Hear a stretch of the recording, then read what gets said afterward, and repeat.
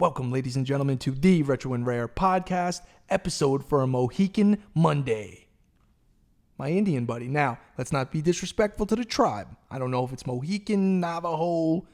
I like Indians. My girl thinks I'm leaving her for some Indian ladies, specifically the one that's in the photo behind you over there. Oh, I think Indian is not politically correct either. Oh, Native American. But Mohican Monday is okay. I don't want to offend anybody, especially anyone in the Native American culture, because I have a lot of respect. I got a lot of respect. I'm into the wolves. I love Native Americans. Yeah, you can't, the Redskins, no, right? The football team, it's now the Washington football team. They still call themselves that? Or did they get a new name? Nah, it's still Washington. That's the lamest name ever. If it offended people, the Redskin thing, I get it, but come on, the Washington football team? That's whack. So anyway, Mohican Monday, I like it. Have you ever been to Mohican Sun, the casino? I've been to Hard Rock. I think there's some Native American people that own Hard Rocks as well. Yeah, it's Seminole. Seminole, there you go. Seminole, there we go. Oh yeah, and we're in Florida with the Seminoles, FSU. Okay. Anyway, Mohican Monday, I'm feeling it. I'm feeling the vibes. I like the wolf. I hope that our buddy next door, the Husky, who is in direct lineage to that wolf, is enjoying it. I believe every once in a while I see him in the corner. He does come out, peep the show, and then he goes back inside. I haven't seen him in a minute. And he's also been hitting on my girlfriend, which I don't like. The pup? Yeah, and she's starting to take a liking to him, which is getting sketchy. But it's okay. It's okay. We're going to power through that. We're back. First of all, 2 weeks, we kind of ghosted people. We are going with, it's your fault? Who are we going with? We blame the girlfriend last time. It's not her fault anymore. I mean, it was a lot of thunderstorms. Okay. So, and by the way, what is the weather today? Do we have any weather report? You're supposed to do a weather report every day? We got mild clouds. Mild clouds? Are they nimbus clouds? What are the type of clouds? Baby clouds. Baby clouds. So you're telling me two clouds have a cloud, it's a baby cloud, then it grows like humans? Same shit? Yeah. Okay, I guess so. But it's nice outside. It's been super hot. It's August or about to be August in Florida. It's fucking hot. I tend to not go outside often. Obviously, you can tell by my skin tone. I don't often get outside. You got the pool. You got to use amenities. The pool was going crazy the other day. On Saturday, it was a party out there. I'm like going, yo, someone's playing music mad loud in their car. Like I could hear it. And then I opened the door out here and there's just fucking reggaeton just going ham. There's people jumping in pools. All kind of shit going on. Drinking. You're not supposed to be drinking. I see glass bottles. People smoking blunts out there. You can jump to the pool from here, right? No, 14 floors? Yeah. Okay, if I were to jump and land in the water from 14 floors, what's the highest diving board you've ever jumped off of, Doyle? I think it's 10 feet. Oh, I've jumped off like a 50 when I used to go to school for fucking not diving but swimming, and I used to jump off the diving boards, like the highest ones, like the Olympic ones. Nah, bro. Nah. I once didn't make it correctly and kind of did like a belly flop shit, but on my side a little. Nah. I was out for a week. Granted, I was like 14, so I recovered. Bro, it looked like I got a 3rd-degree burn on my side, bro. It was the worst thing that ever happened to me. One of the worst things, pain-wise, ever happened to me. Yeah, I did that off the 10 feet belly flop. And yeah, it's bad. It's bad news. So let's bring it back. You want me to jump off 14 floors, 14 stories. How high is the story? You're the architect. The story is about 12 feet.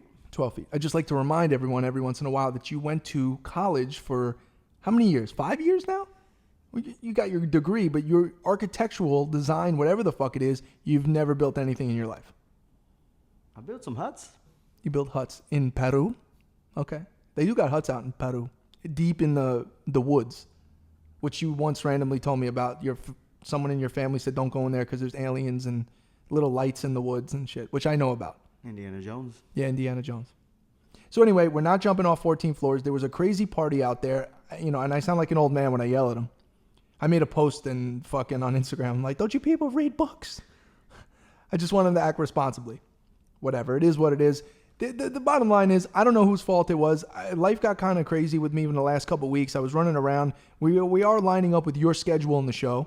Sometimes it doesn't line up the best. Sometimes you show up late. Yeah. Oh, actually, no, that's what happened. Last time you showed up here late and I Popovich you and I just sent you home, which is what they would do if you showed up to your job like that.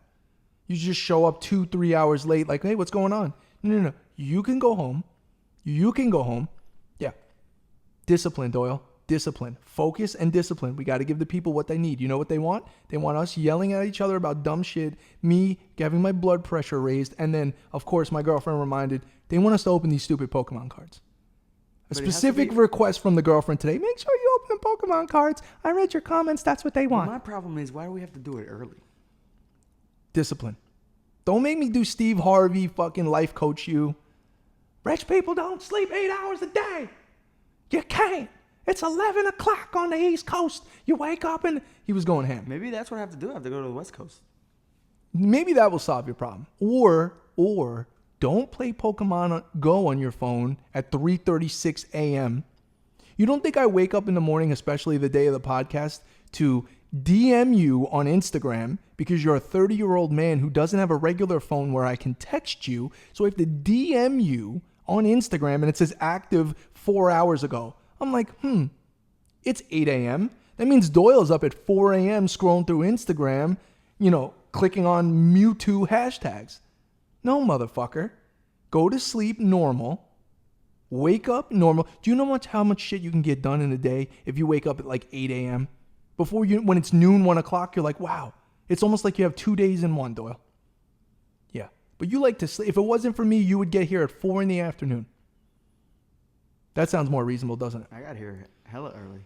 You did get here. Don't say hella. We don't live on the West Coast. You can't say that. That's illegal. I've never heard you say that before, and I don't like that you just said that. Now, I would just like you to get here at a reasonable time. Okay? It's funny. I have to have Dr. Phil sessions with my girlfriend about how you make me frustrated. And then when she frustrates me, I have to do Dr. Phil sessions with you about her. And the problem is talking to you is like, you know what you say? No matter what I say, you go, it'll be all right. You'll be all right. No kind of advice. Gigantor, on the other hand, Gigantor gives me some good advice sometimes. Although he's out of his mind. Yeah. Yo, he finally did the thing, right? Yeah, and thank God we have we did updates, the game room. Yeah, I will updates. say, as much as I'm yelling at you, I always got to follow with the positive, right? Usually you do the positive first, then the negative. I do negative first, then we do positive. The game room is starting to come together. Although, once again, the girlfriend criticized our little setup that we did. It's too stacked up. It doesn't look as good. The other side where you have she calls, Batman and Terminator and Penguin. She calls them the audience, right? The audience, it looks good. I like this side, though. It's too busy. It's too stacked up. So as per her request, we're going to change that up.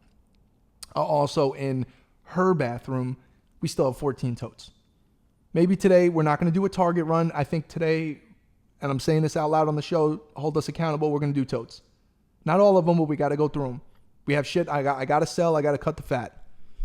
It's the way it's got to be. I'm just prolonging the inevitable. But anyway, yes, Gigantor came over and did the work that the furniture people should have done. Wouldn't you know it?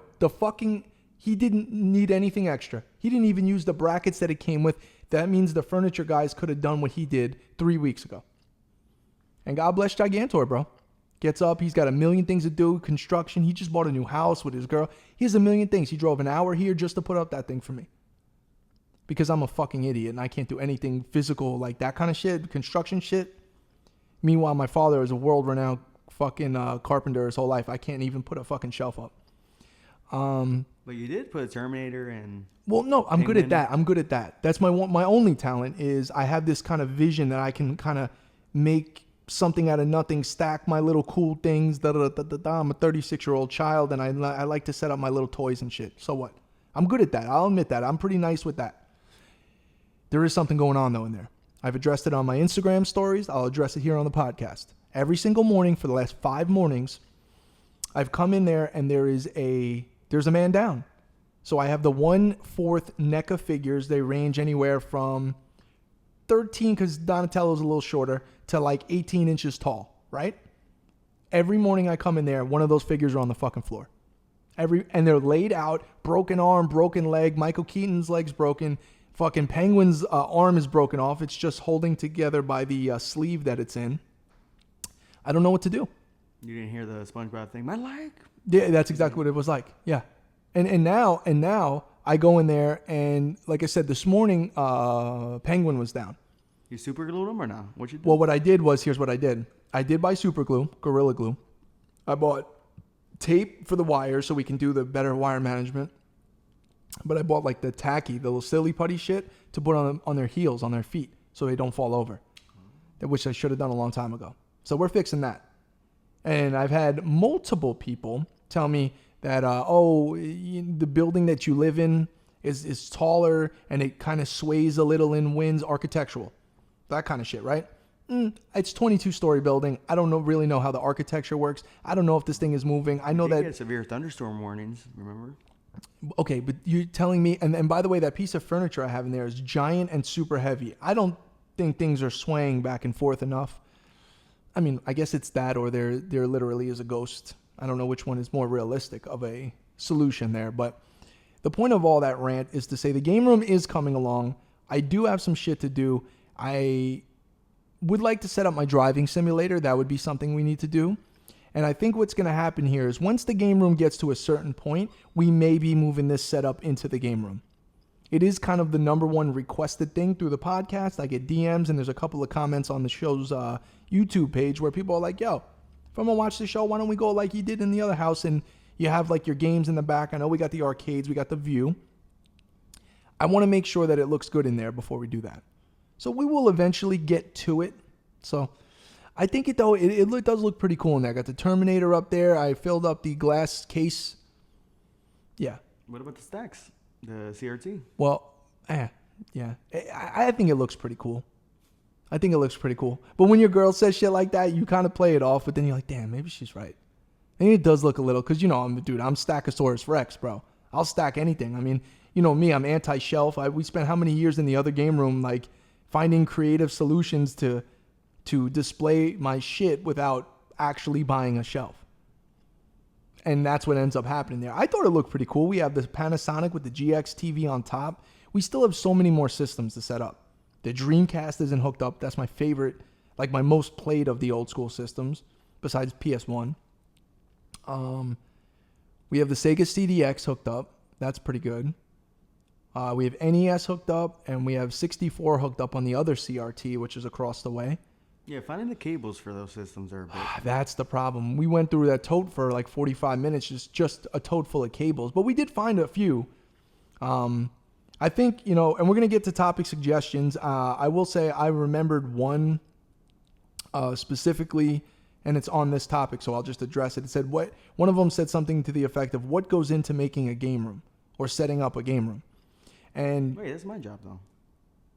Mira, not even shout out the guy's name. Basta. Listen, I don't know the guy's name. If you could find it in there in between now and then, I guess. But yeah, I know that that's your favorite thing. You like to read their names. But it said something about what goes into making a game room. I don't know if, and I sent you a bunch of them. I don't know if it's in there. You tell me his name if you find it. Otherwise, what goes into it is very simple. It's staring at shit for a long period of time, realizing what you have to work with, and then slowly, little by little. See, the other day I was live and people were like, bro, what's up with the game room? It doesn't look the same as the other one. I think I like the other one better. And I was like, yo, guys, and you know this, Doyle, it took 10 plus years to make that other game room. And when it started, remember what it started with? The little Walmart table that you hated because you felt like there's no way that the fucking CRT could sit on that.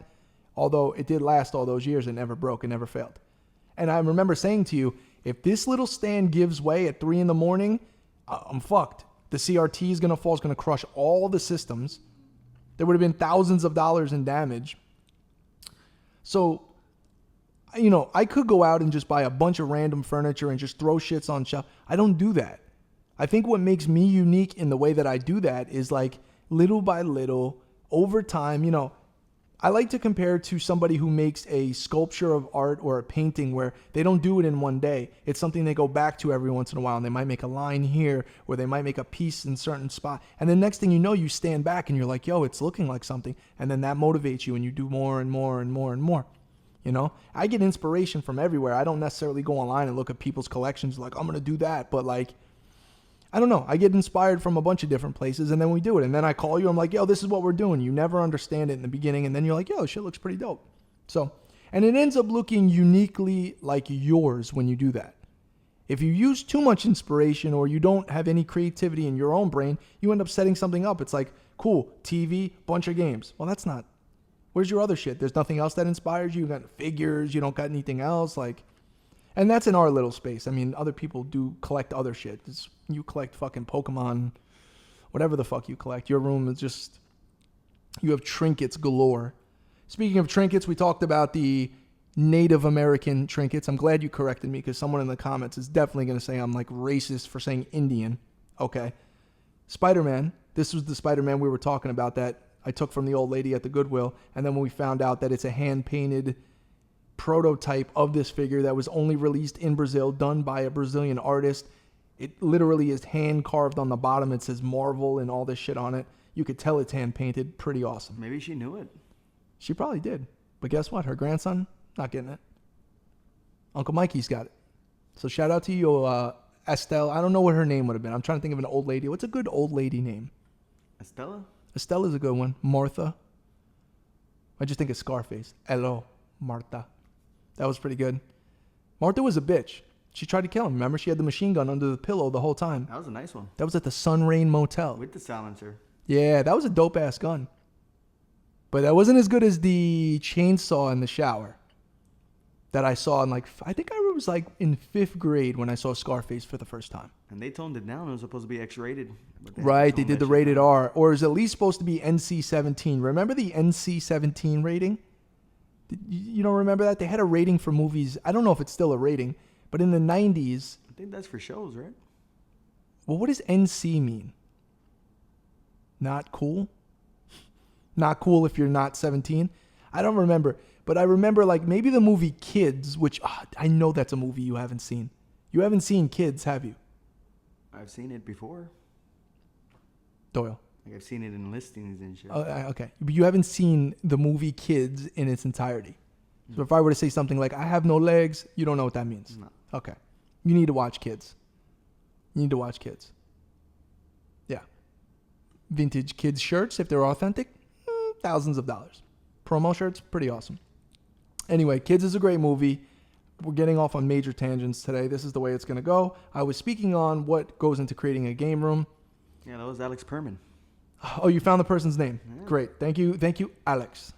Which I found out is your real name. Yeah. You lied to me your entire 15 years, almost 15 years of knowing you. I thought your name was Doyle. I always wondered why when they called me for the front gate at my other house, they would say, well, the one lady that reads, because I understand that in Spanish culture, you guys keep every fucking name in your family.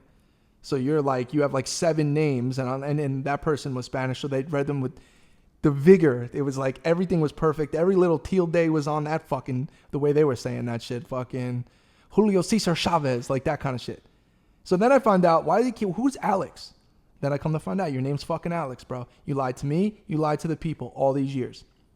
Where does Doyle even come from? Explain it to me now. I don't get it. Doyle's Ireland. I know. It's an Irish name. I'm fucking Irish. My name's Mike. Why is your name Doyle?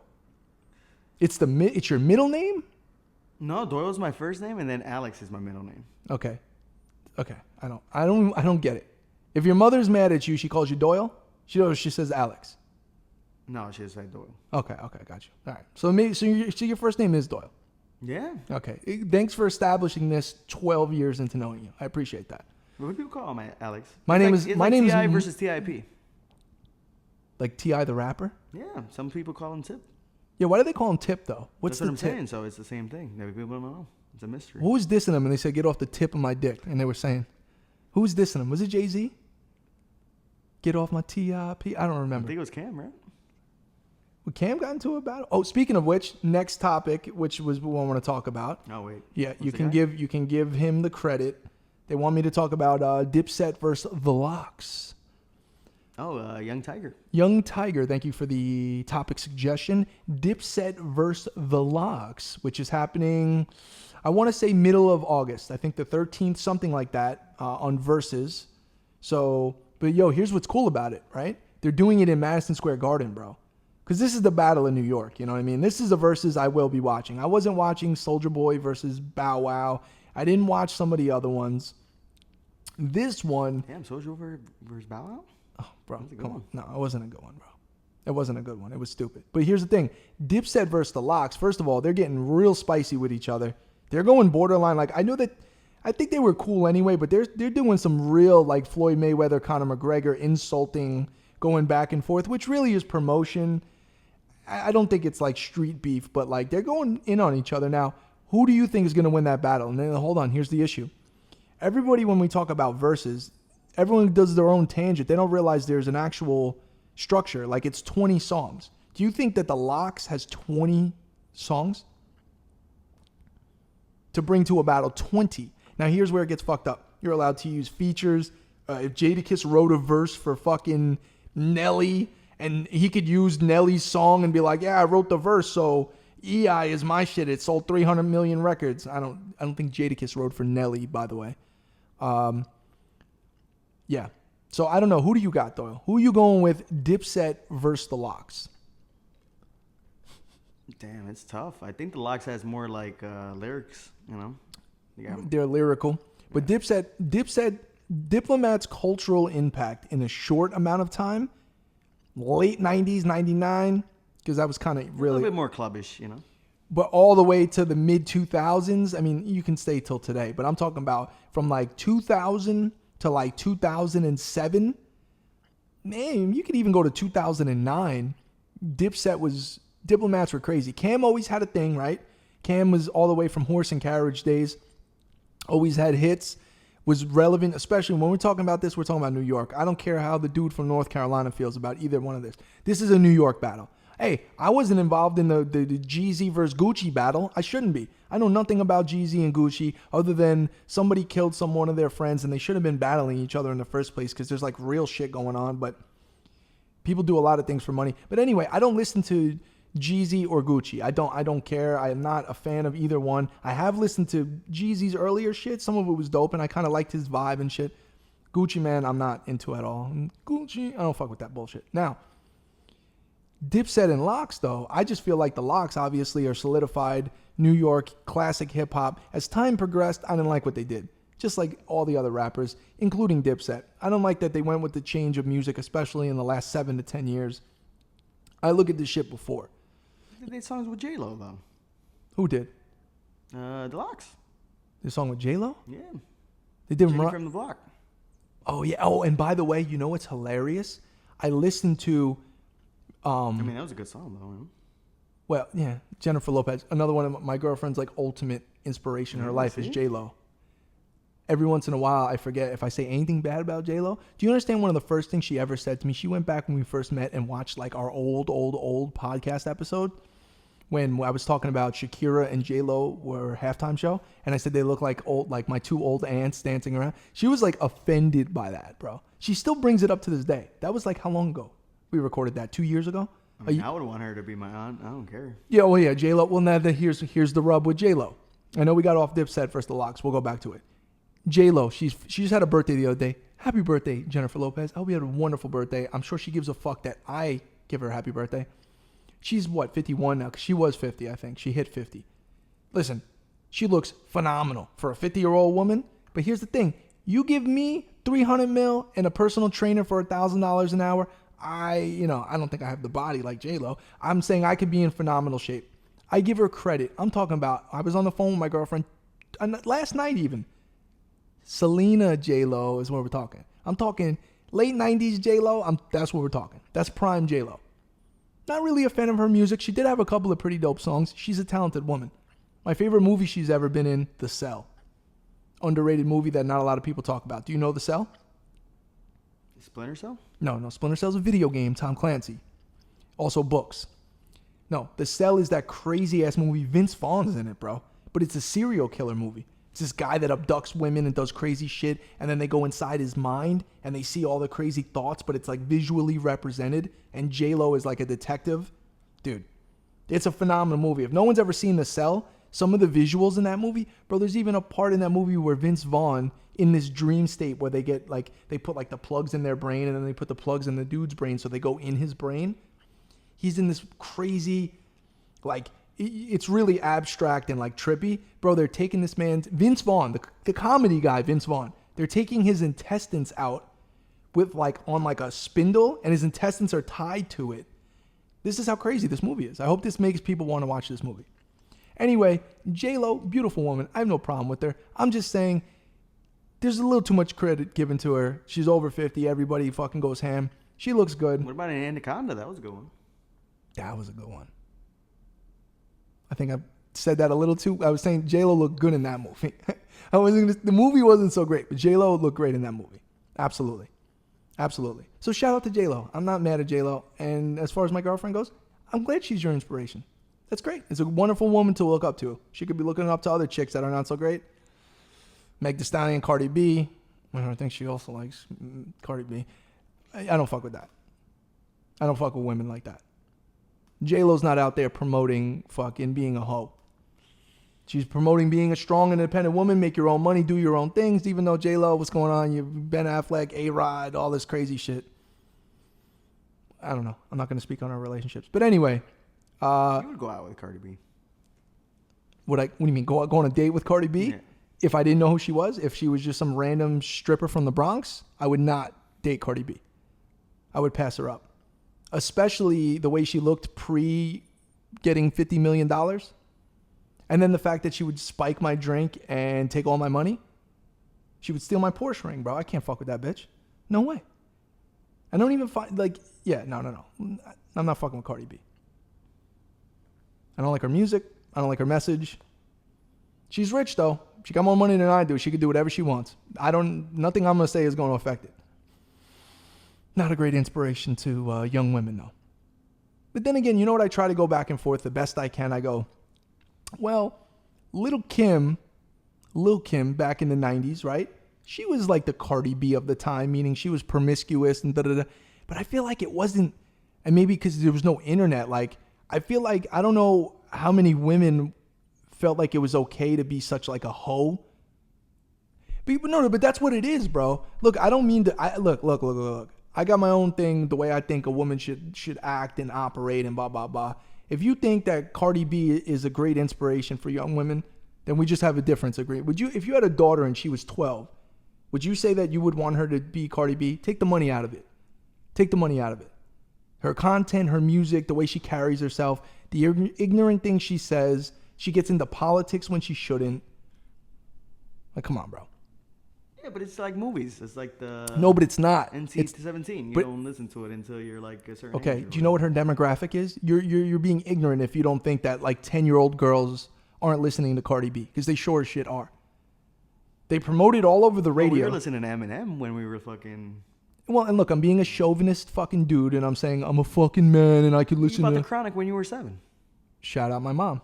She bought it for me. She had no idea. And look how I turned out. Okay? I agree. No. You know what? As I get older, I agree. I mean, I was the dude saying little kids shouldn't be playing Grand Theft Auto, especially nowadays when it's super graphic and super realistic. When I was playing, it was overhead view. They didn't even talk. It wasn't even real fucking words. I don't know. I think the internet changed a lot of that. I just think we all have our own moral stance on what we think is right and wrong, and that's okay. I'm not going to shy away from the fact that if I had a daughter, I wouldn't want her to look up to Cardi B as a fucking influence in her life. Businesswoman, shit, cool. But the specifics? This is a woman who openly said, I drugged men multiple times and stole their money and shit. Strip club days, hooker days, whatever she did. Anyway. Yeah, that's Bill Cosby shit, right? Bill's out. Bill is out, bro. I don't know what happened there. I don't really understand what happened there. So did he or did he not do what they said he did? So they're like, hey, women said you drugged them and raped them. Chill out in this jail cell for a few until we figure it out. Oh, we figured it out, Bill. You're good to go. Meanwhile, Bill is that much older now and completely blind and doesn't know what's going on. And listen, if Bill Cosby did any of that shit, lock him away, yo. I don't condone none of that bullshit. Fuck that. Guy, girl, anything. You shouldn't be drugging people, touching people, doing sketchy shit, bro. Like, what? And obviously, there's a lot of that going on. Hollywood and shit is a whole thing. There's some sketchy shit going on there, for sure. Jeffrey Epstein shit? Yeah, Epstein. Yeah. Oh, no, we can't say now. We're gonna get the podcast gonna be flagged, Doyle. We need the views. Okay, yeah, we're doing controversial. Okay. We could talk about how I'm drinking coffee, how I made it 36 years without drinking coffee. I meet this wonderful woman who I adore and I love in my life. She has me drinking coffee. Now, I've traded it for energy drinks. I don't drink energy drinks anymore. But mira, azúcar, mal. It's going to make me fucking, it's not good. Well, even me, I'm drinking zero sugar. And you still Other than that, though, you eat like a 4-year-old. Oh, which brings me to a point. I read some comment the other week about how I criticized the way you dress, and then people said I'm the one that dresses like a 12-year-old. Oh. Fuck that. They have no idea what they're talking about. I took that. I'm offended by that, you scumbags. I don't dress like a 12-year-old all the time. I carefully curate my fucking fashion choices. What do you got on right now? Aspen. This shirt's from 1987, which was the year you were born, if I'm not mistaken. 89. Oh, 89. I'm sorry. This is Aspen. Dude, this reminds me of Dumb and Dumber, is why I like the shirt. Remember? We're going to go to Aspen, Lloyd. What would he say? I don't know, Lloyd. The French are assholes. Dude, what did he say? I want to go to a place where the women instinctively flock like the salmon of Capistrano. Who else do you know remembers such a stupid fucking quote from a movie like I just did? But Jim Carrey definitely said that. And then that's when your boy said, I don't know, Lloyd. I think the French are assholes. I was just talking about how funny that movie is this morning. It's hilarious. Like, one of my favorite movies of all time. So this shirt, I don't know. I'm not saying that I'm fucking Mr. Fashion Guy. What's wrong with that vintage Aspen shirt? A little single stitch, you know. Fits me right. It's a little extra medium size, as I like to say, extra medium. You're going to the convention, right? Yes, we will be out at the Virtual Flea in Miami. Shout out to Vintage Wiz and Chris 1980 something co. Also shout out to my boy Josh, Future Past NYC. We went to the one in Orlando last year now, and it was great. I had a great time. I really respect what they do. Doyle, they took something in the middle of a pandemic and made a real life business out of it. Both of them, Wiz and Chris, because what was going on was they were already in the game before, but I could tell that they turned it up and made this their absolute full-time passion in both of them. And I see they have sponsors. They have local car dealerships sponsoring the events now. And it's really awesome. I know they did one in Texas, and now they're going to do one in Miami on the 14th of August. And basically they're using their online influence to connect and contact all the top vintage people. And they rent out booths within their convention center setting. And everybody just gets to have a really cool weekend. And what a great business plan. What a great thing. And even in the height of the pandemic, when we went to Orlando, bro, it was great. Went to the fairgrounds. I mean, it was great. You get to mingle and meet with people that you talk to all the time online. Remember our boy Escape Remains? We met him. I love that fucking guy, bro. His stories are great. And he's low key. He doesn't have 1 million followers. I don't care. I love that. I love that this kid is so passionate. He goes so hard. He's in the trenches. He gets vintage shit, but he goes like random crazy shit, bro. So anyway, I'm excited about that. And, I really respect what they do, and it would be great to see. Josh is going to come up. I was saying Future Pass NYC is Josh's name on. Heat Broker was there too. Right? Heat Broker, yep. Shout out to Corbin, yeah. Full print Donkey Kong. Yeah, bro.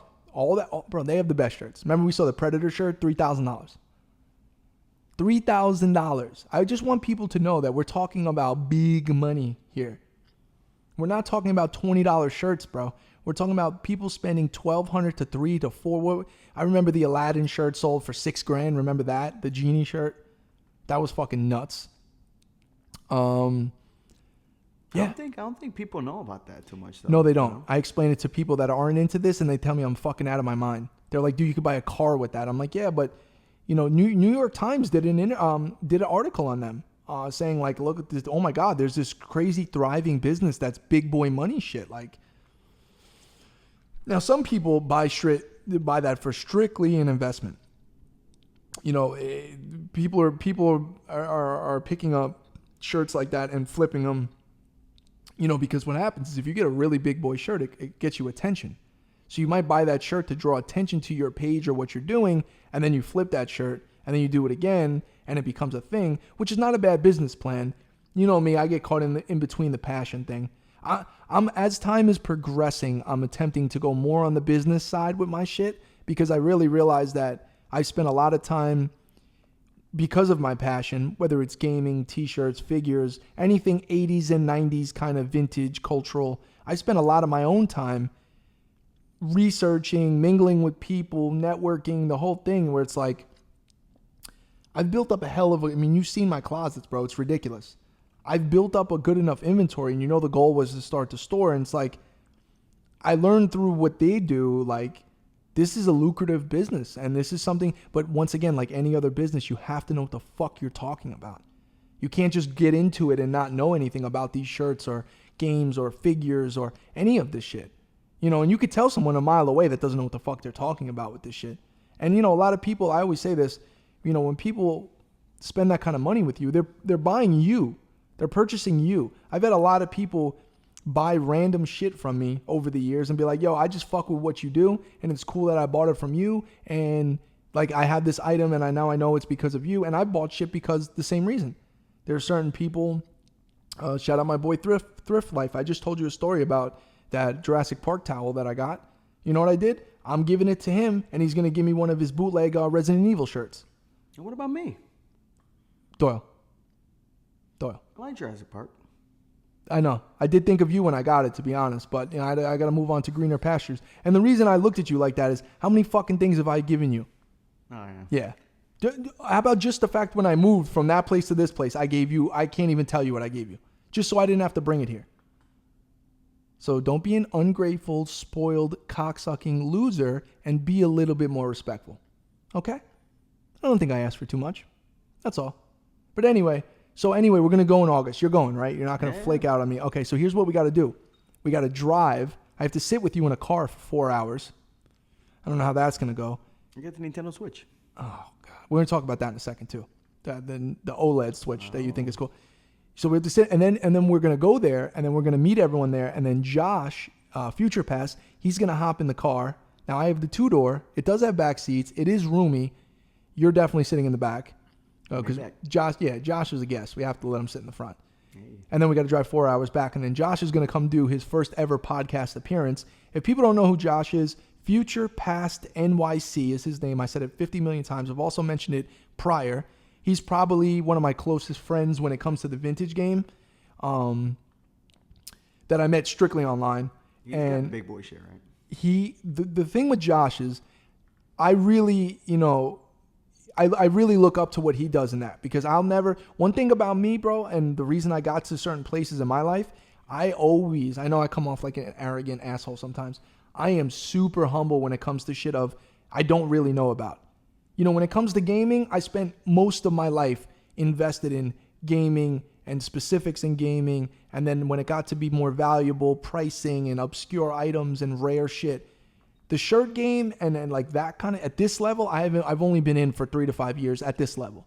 So I'm soaking up as much knowledge as possible. And that's a huge bit of advice for anybody getting into shit. Humble yourself, man. If you don't know something about something, you could do all the YouTube research you want. Get in the field and talk to people, shake hands, network, understand pricing, it's so important, man. There's so much money to be made in the world by just using your passion, bro. Like, I just encourage people to do that, man. Like we were having a conversation before the podcast, and I'm going off about all this shit. It's like, it's all in front of you. But I was asking you to be specific. You're like, yo, you could do this, and that. I'm like, be specific. And you couldn't. And there's where most people fail. Everybody has grand ideas, but they're not specific, and they never put it into action. It's all about taking a chance, bro. I watched some random, inspirational, Instagram video the other day where the guy was saying, I think it was even Steve Harvey's voiceover, but it was a video. And they were saying like, yo, sometimes you got to start a business with no plan. Sometimes you got to take the leap of faith, man. Because it's better to do it and fail than to not do it at all. And it sounds super generic, but how do you know if you never try it? Plus, you have to fail to succeed. I guess every once in a while it happens where someone does something and all of a sudden everything works out perfectly. How often does that happen? Once out of a million times that someone tries to do something? So learn from your mistakes, fucking grind through shit, and make better decisions. Like every little decision you make, like ask yourself, like, is this the right thing to do? Little shit.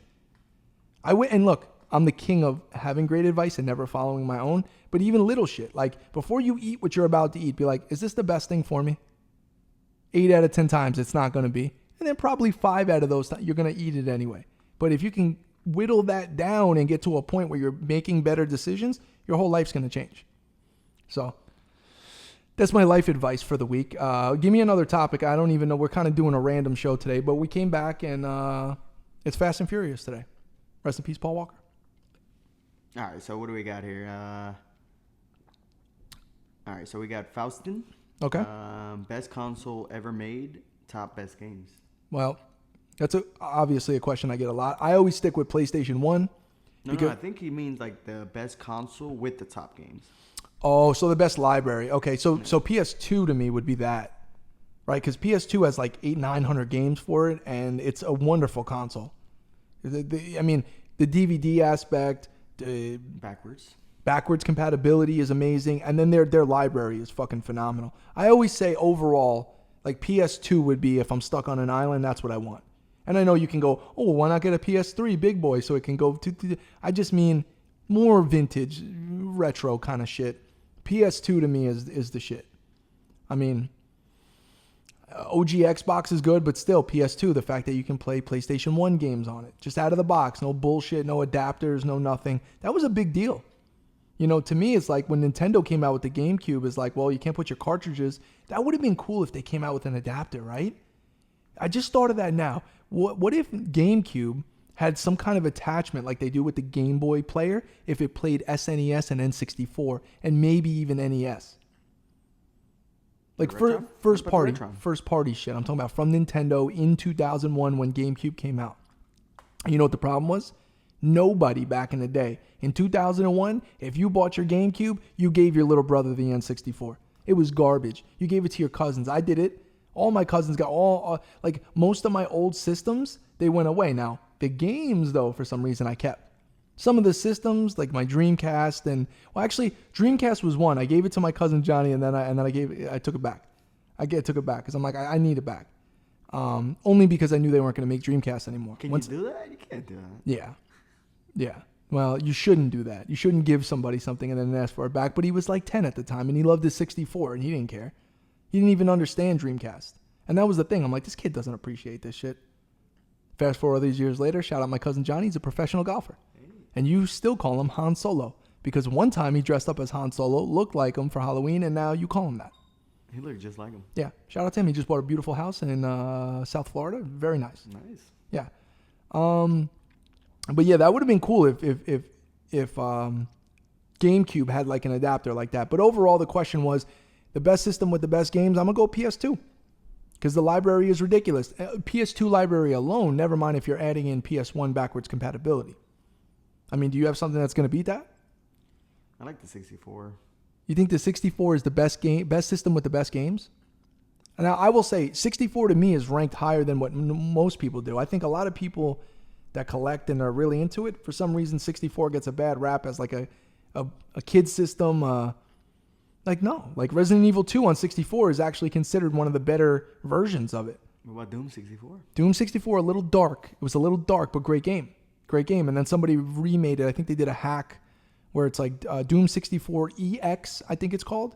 They brightened it up and made it. Limited Run? They came out with it. Well, but they just come out with like a tribute to it. It really wasn't one of them things. All right, anyway, give me another topic. So PS2? All right. Or whatever. All right, so we got the, there it is. Cool claims, the hype all about the variant Nintendo Switches. Okay. This is your segment of the show, Doyle. So Nintendo at, it was E3, right? Damn, that was a while ago now. They teased a OLED screen Switch. Yeah. Now let's get a little bit deep into the Switch here for a second. The reason I criticize it, I don't like it. I felt like when it came out, it was already antiquated technology, meaning the resolution on the little screen, not so good. The battery life, not so good. The Joy-Cons, terrible, terrible controllers. Had issues with them where they stick and all that shit. Motherfuckers like little kids putting them in backwards, clicking them in. No good, right? Then the game selection. Garbage. And then, let's add like these random accessories like Labo and cardboard shit. Garbage. And then, hey, you know what? They're putting like Skyrim and Doom on here. All right, I kind of like, 720p at 30 frames a second. Garbage. You know what? All the little, I don't know. I haven't given a name for the Switch people. The Switchites. I don't know. I haven't given you guys a name yet. The people that attacked me, threatened my life, my family's life. You know that time. Cancel you? Yeah. People try to cancel me. Yeah. Let me tell you guys something. I was one of them. Yeah, I know you were. I know you were behind all those burner accounts that threatened my life and all that shit. Listen, every one of those motherfuckers were like, yeah, just wait until the Switch comes out with it's going to be sick. They're going to come out with the new handheld. It's going to have 4K. It's going to have 120 frames. It'll be the most powerful. Then what are you going to say? I go, yo, if that happens, I might actually buy one. I would love, what you're misunderstanding is, I would love to buy back into Nintendo. NES, love it. SNES, love it. All the Game Boys up to the Game Boy Advance SP, my favorite, the DS, and 64, love it. GameCube took a while for me to grow on me because when it first came out in 2001, I'm like, I got the Xbox, PS2. This is a little baby kid system. I don't really care. I like Metroid Prime, a couple other games, but I don't need it. Time went on. I'm like, yo, there's actually some great games for it, and some of them look really good, you know? The Switch, and then after that with the Wii and the Wii U, you know I'm out. I'm already out. I'm done. And then you guys follow it up, Nintendo, by saying you guys, with the Switch, garbage. And then I criticize the Switch. Now, you're telling me there's a new Switch coming out. It's got a OLED screen. Organic light emitting diodes. I appreciate the OLED screen. LG. You know I love the black levels because the black levels to me are the most important thing. For contrast, I'm super into OLED. I own a 55-inch OLED. I own a 65-inch OLED. Love them to death. You know why I love them? Big screens makes a big difference. OLED on a small screen, though it looks better, not that big of a difference. Plus, in 2013, Doyle, 2013, you know it's 2021 now, right? So you do see 2013, 2021, PlayStation Vita already was out. You know what the PlayStation Vita model 3000 had? Or it was 3001. It was one of the two. Whatever the first one was, I would assume it's 3000. OLED screen. It had an OLED screen. And if I'm not mistaken, I could be wrong on this and I'll get beat up for it. Is the Vita screen 1080p or is it also 720? I think it's 1080. But the Switch screen is 720. Now the new one might be 1080. I'm saying currently the Switch screen is 720. Yeah. So the Switch came out in what, 2017 or 2016, right? So let's just talk about the first one. You think it's acceptable when 3 years ago, Sony put out a handheld with an OLED at higher resolution? Let's just say it was 720 and it wasn't higher. 3 years later, Nintendo comes out with a handheld at 720p. So in 3 years, you couldn't even make the smaller screen 1080p? What? And then, of course, it's not even powerful enough to run games at a higher frame rate. Oh, well, it's because it's portable, and then you dock it, and then you have... Well, that's their fuck up right there. Is it a handheld or is it not a handheld? But Nintendo's never been the leader of graphics and shit. But you know what? They were back in the day. See, that's an excuse. They haven't been since the Wii, but prior to... What do you think the Super FX chip was in the fucking SNES with Star Fox? That was a huge leap in technology to give you fucking polygons. In a system where most of the shit is side-scrolling and flat, they gave you a three-dimensional thing because of the Super FX chip.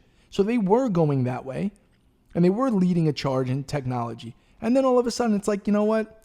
I don't feel like doing the technology thing. We'll just lean on Princess Peach and Toad and our Luigi, and people will buy it anyway because we built up brand recognition, so we don't have to do all that. When you have a family day, you can play the Nintendo Switch, and I bet I always say that. I always preference, whenever I say anything about the Switch negatively, I say, listen, if you're a family man or a woman, it's totally different. I'm talking about the hardcore gamers that maybe like me, that don't have a family and that try to defend the Switch. At the end of the day, here's what the reality is. If you like what you like, fuck me and fuck anything I say. I ain't shit.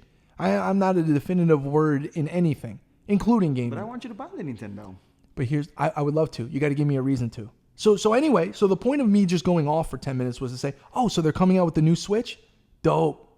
OLED screen. What else, bro? It's got a new processor. OLED screen.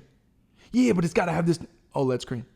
So that's it? So in 2021, I waited all this time. You guys give me an OLED screen?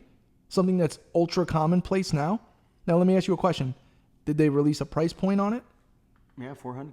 400. And look, I could be wrong. I'm ignorant. What else does it have that the other one didn't besides OLED? Well, the processing is better. The battery life is like... Okay, battery life was another issue that I had because the battery life on the Switch, completely portable, not so great. I know everyone likes to act like they had their Switch running all day. You didn't. You played fucking and you put it down for 3 hours, then you picked it back up. I felt like the Vita's battery life was phenomenal. I remember using the Vita for like a week straight. Now, I wasn't playing it for like 8 hours a day. I'm just saying, like, I remember like picking it up, just hitting the button, and I'm back to right where I was. I'm sure the Switch does that too. I'm not saying it doesn't, but anyway, the counterpart to it is the Steam Deck. Have you seen that? I know you did. The Steam Deck, which is, Steam is PC gaming, they're coming out with something that looks similar to a Switch that has kind of been in the works for a while. It's a handheld system, super powerful. It's like a gaming PC. I didn't look at the price point. I'm sure the price point is even more than what do they call the Switch?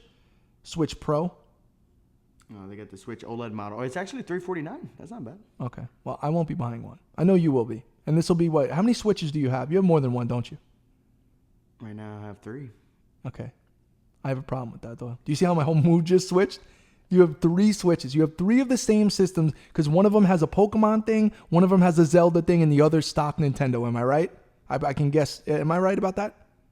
Semi. Which ones do you have? You have Pokemon? I have a Pokemon Sword and Shield Lite, Switch Lite. Oh, so you have a Switch Lite. Yeah. And then the Pokemon edition and then the standard Fortnite edition. Fortnite edition. Even worse. I got the Zelda Joy-Cons now. Doyle. But you know what? Listen. My maturation as a human being, I am trying my best to go, you know what, bro? Yo, you like that, bro? Enjoy that, man. Like, I'm trying to stop myself to being like, well, you're a loser. That's fucking garbage, and you shouldn't like it. You know what? That's wrong with me. I still feel that way inside. I'm just trying not to project it outward.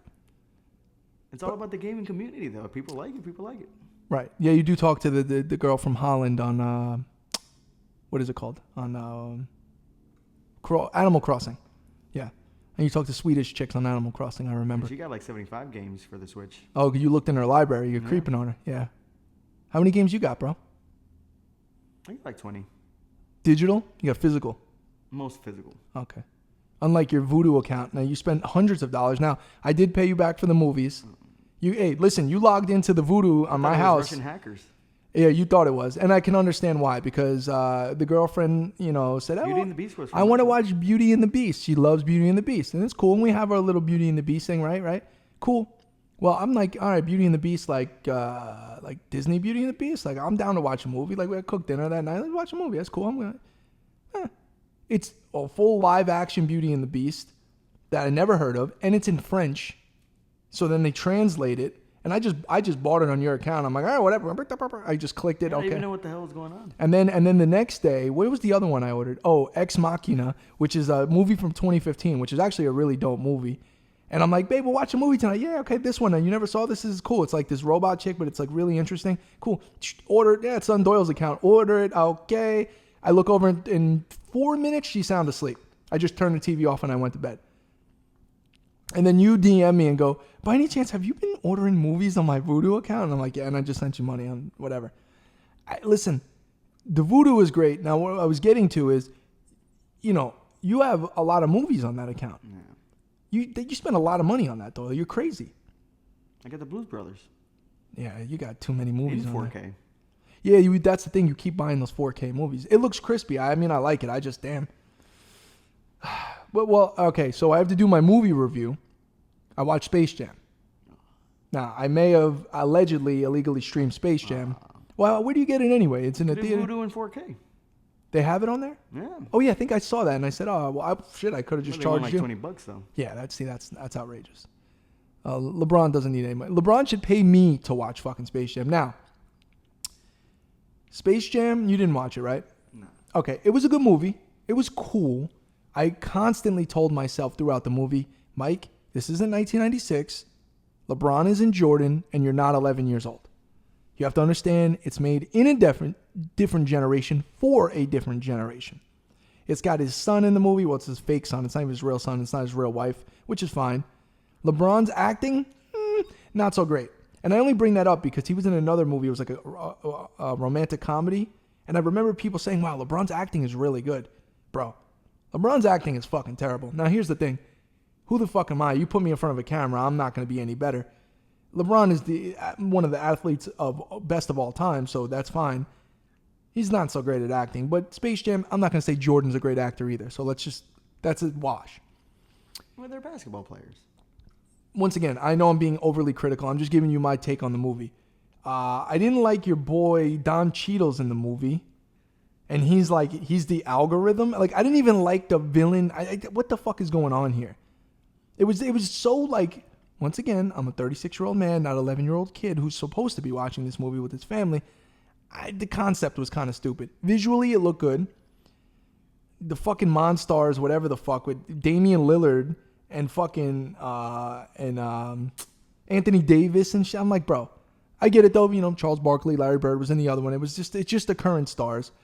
And then yeah, it got a little funky. And then you know, your boy, the fucking Piglet dude's doing the battle rap shit at the end. I'm like, all right, bro. I'll get the B.I.G. shit, right? Yeah, it was like, yo, all right, bro. But you know what? It was a cute movie. It was cool. It was I'm not gonna really say it was the worst one ever. I saw a couple people saying it's better than the first Space Jam.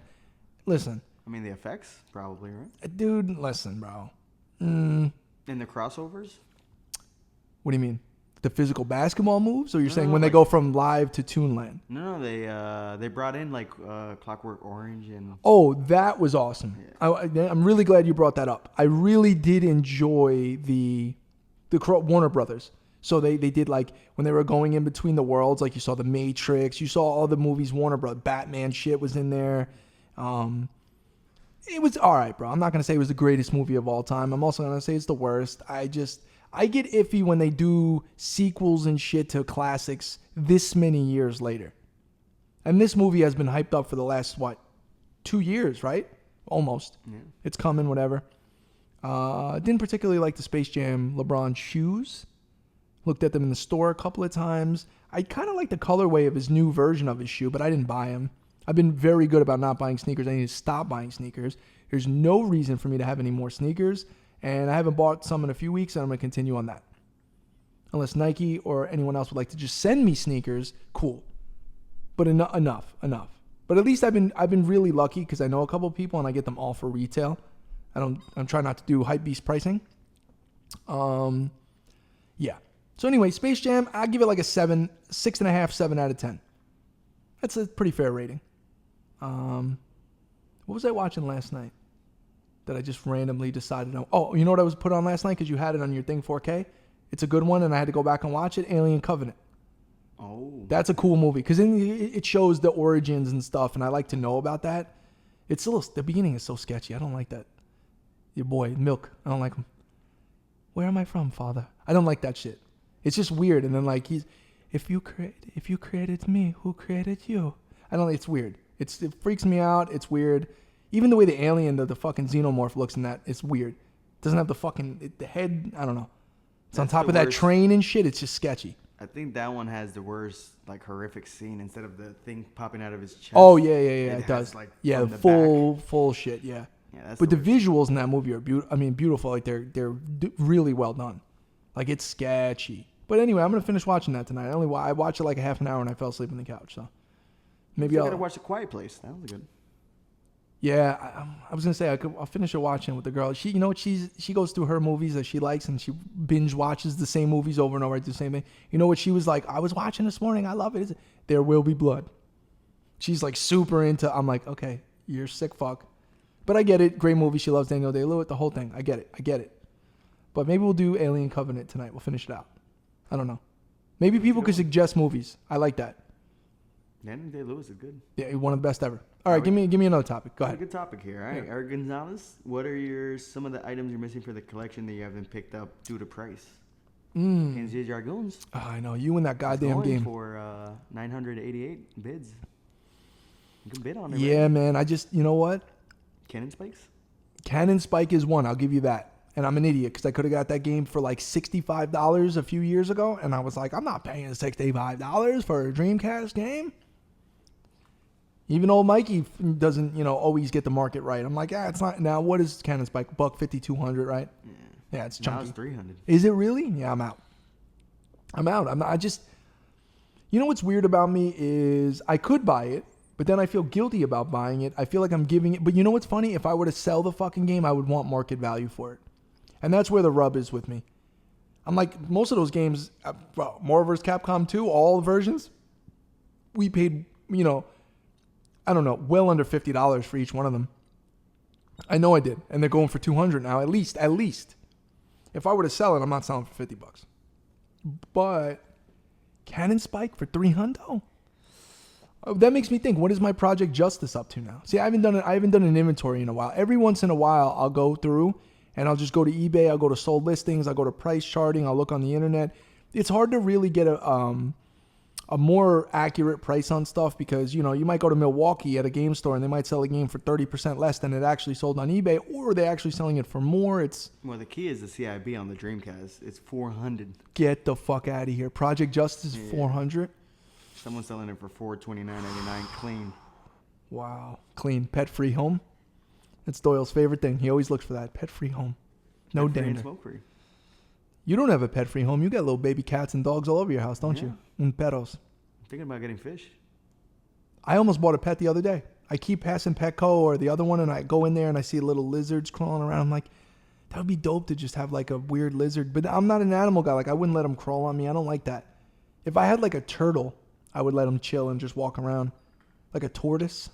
I forget. Turtles are in water. Tortoises are land. Is that it? I think that's it. Oh. Yeah. But then, you know, animals, it's another expense. It's another thing to take care of. Like Even a bearded lizard? A bearded lizard, a bearded dragon. I don't know. If I had a dog, man, like you know what? I'd rather just not get involved. Everyone and their mother in this goddamn place has a dog anyway, so. The pup? Yeah, the pup up front. The pup is your dog. He's like my third party animal. Like I can enjoy him through their owner. We have our conversations every once in a while, and then we're good. That's all. I do have to one day go over there and speak to the owner and just be like, listen, me and your dog have an awkward, kind of sketchy relationship. I need to at least pet it. Get it out of my system. So, yo, how long has the show been running? What time is it? What's going on? I don't even know. Almost an hour. Ah, okay, we're fine. We got an hour and 59 minutes. Oh. already. If I would have forgot. Let's do this today. What about the HyperX?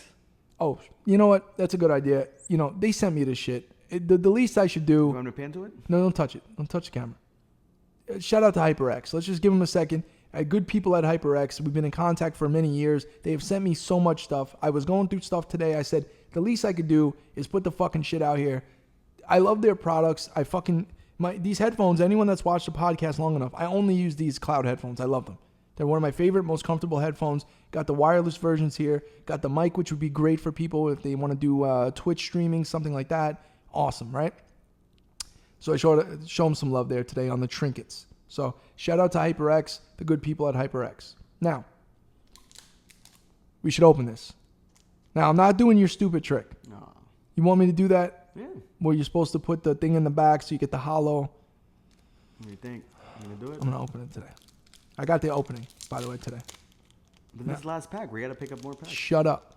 Remember, the point of this is to show people. Now, what do I do? Shuffle them? Oh, here we go. Is that how you do it? Is this how the kids do it? I don't know. I might have put it in the front. Okay, whatever. What I'm about to show you is what I'm going to show you. And this is the last pack, right, that we have? Yeah. Cool. It could be the one. Whatever happens, happens. Now, this is going to be a lesson, children. Stop wasting your money on Pokemon cards. Stop listening to fucking Gary V or whatever you're doing. I like Gary V, actually. He's a decent guy. Now, money. Okay. Ready? I don't know anything. I don't know what any of these are. Okay? Skeptiles? Okay. Skeptosaurus Rex. Oh, you actually, I don't know. I think you might have fucked up. All right, keep going. Of course I fucked up. I don't know what the fuck I'm doing. Daiquiris? That's all right. Yeah, good. I'm glad none of these are worth any money because I'm trying to be on that side, teach people. Yeah, Stop this is fucking bad. buying these stupid things. Well, that's just the code card. Actually, Okay. people can redeem it. Yeah, All right, redeem Bonus Sweets? It's out. Okay. Millipede? Fuck. Lapras? That's Okay. OG. Yeah. Great. Yep.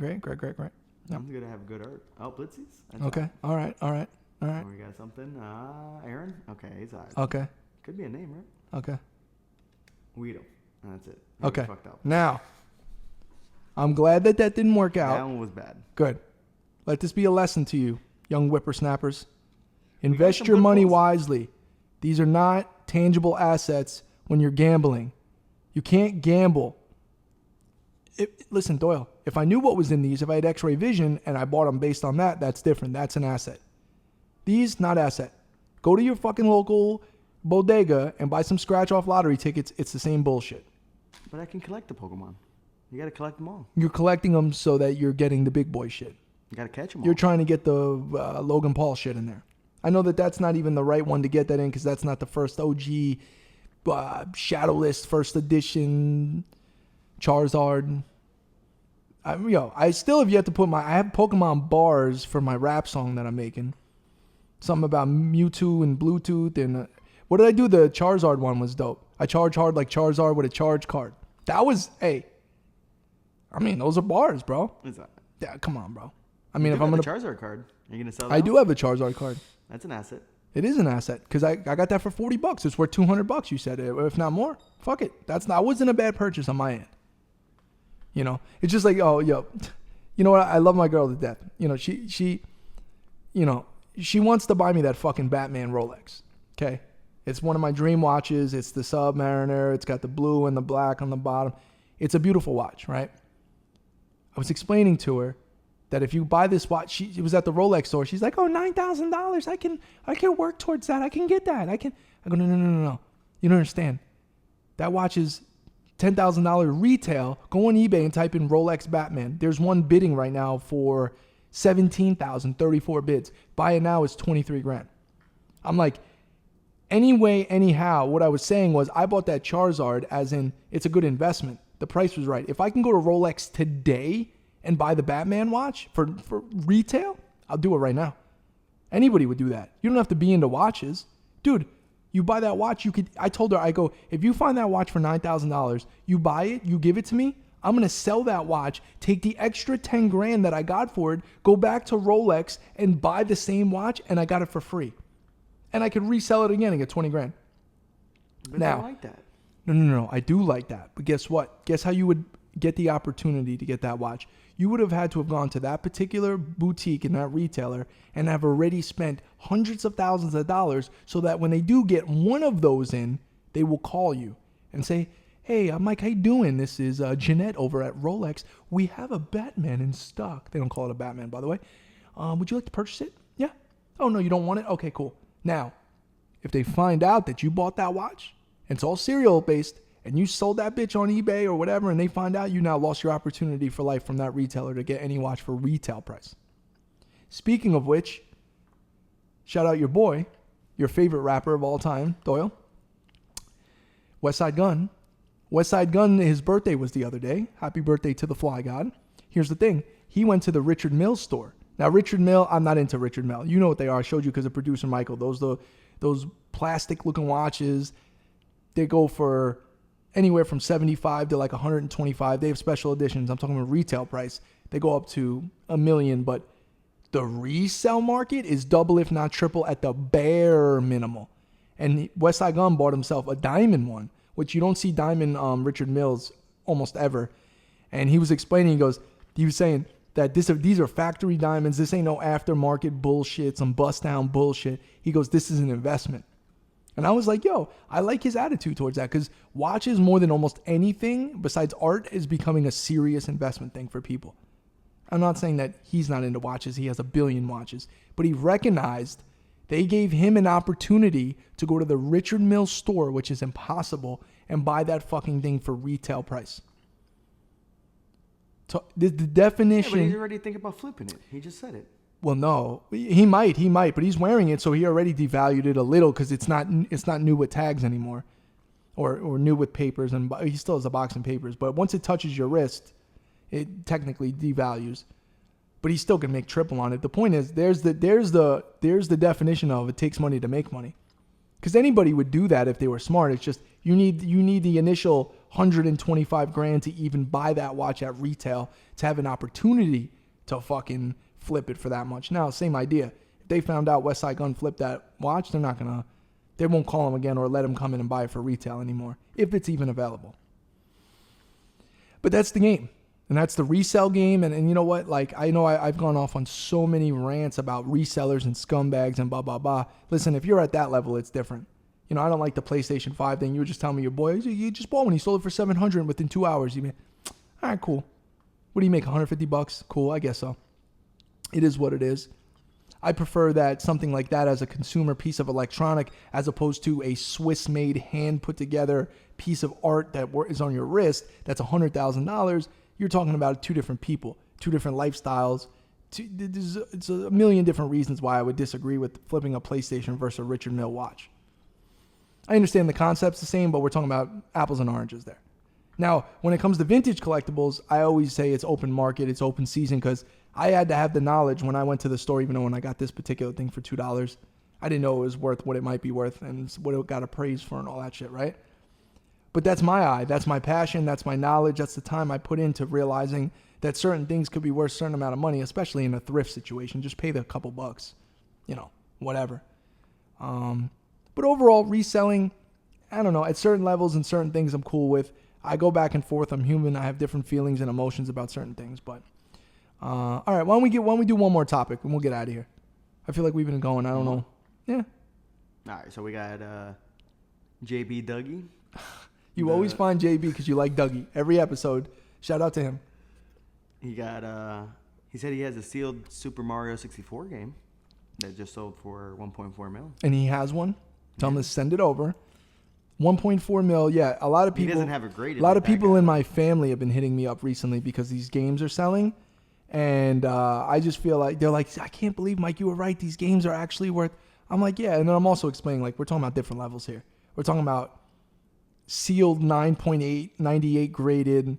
That's a different ball game. The grading, I don't know about how I feel about grading games. You tell me all the time to get my Wu-Tang game graded. Maybe I should at this point. The way the prices are going, I have a little tear on the seal though.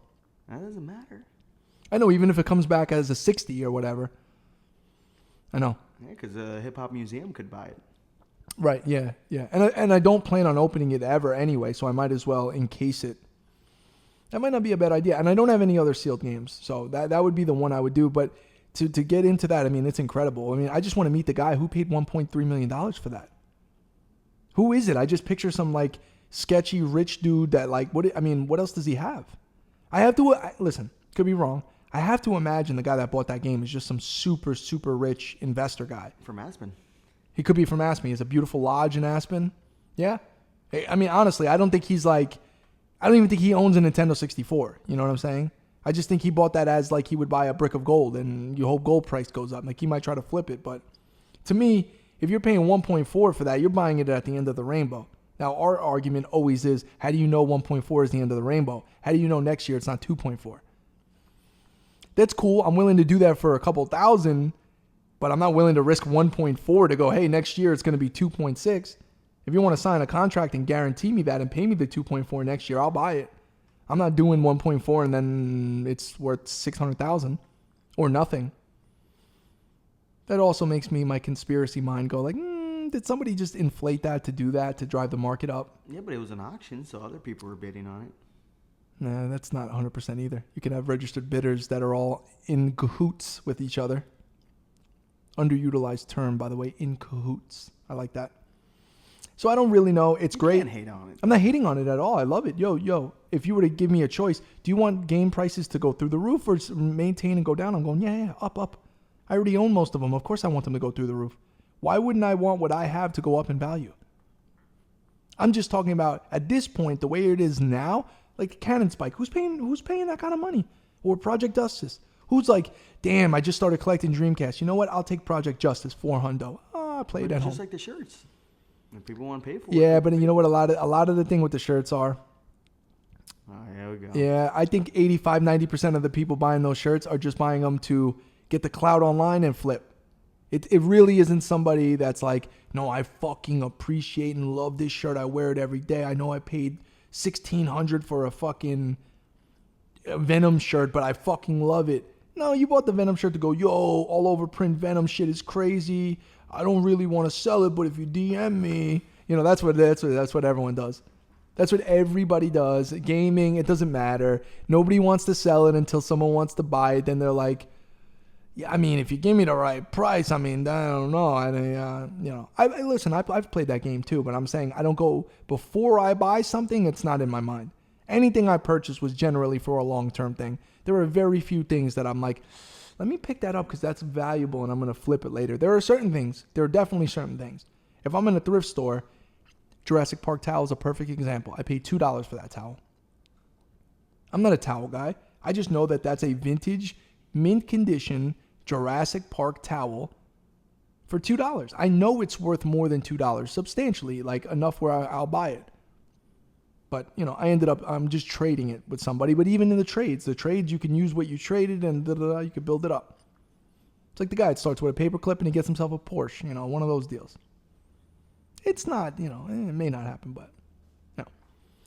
All right, I think we'll get out of here on this. Doyle, is there anything you would like to tell the people before we exit the podcast? We got to be more consistent, right? We do have to be more consistent. I do apologize that we took a little bit of a hiatus, but we will attempt to get here every Monday at the minimal. I like the 2-day-a-week thing. I understand it's not realistic, but at the bare minimal, we got to do a Monday show. For the people. We'll take it there. We'll take it from there. We'll do a Monday show at the bare minimal. Hopefully we can squeeze in a Friday night. Maybe we'll do the night show. No promises except for the Monday. But we got to get likes, comments, and shares. Right, correct. Yeah, we need people to support the show. So if you like the show, share it, like it, do whatever you got to do. If you support us, you support us. If you don't, cool. Like you always say, Joe Budden says, shout out to first time, last time listeners. We enjoy you there. We do have the merch coming. I am designing the merch now, finally, because we got all those blanks. We're going to do some stuff. But you know what? I'm not going to do merch based on a podcast that we're not doing consistent enough to have merch for. Well, the game room's going to. And the game room, well, we're also working on that. Like, things are in motion. I had to take a break. We had some stuff going on. The goal is consistency. And, maybe, what we're going to do also? I'll tell you what we're going to do. And this is a promise. We're going to take our little fancy camera here. We're going to shoot a dope-ass vlog from when we go to Miami. Oh. That'll be an in-between content, because we'll do another episode. But by the time we do, 2 more episodes, we'll be at the fleet. All right. So we'll do that. Yeah, it'll be fun. It'll be a cool experience. We'll make sure we bring all the equipment and stuff like that. So it'll be dope. Yeah. Okay. I think we're good. Anything else, Doyle? No, forget about it. Forget about it. Okay. Until next time. Peace.